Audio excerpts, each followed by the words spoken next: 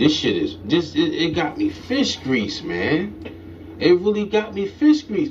So you telling me you have to go to jail to commit a crime? I could go out here right now and sell bricks of fentanyl and don't get caught. That don't, I'm not grinding and hustling? That's why I got involved, because this bozo don't know what went on behind the scenes.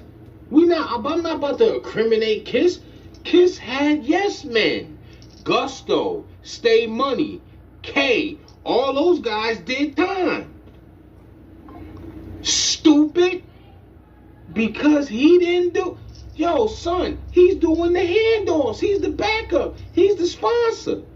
What have you done besides go to jail, 3 hots in the cot, beating your dick beaters in jail until you came home? Paul.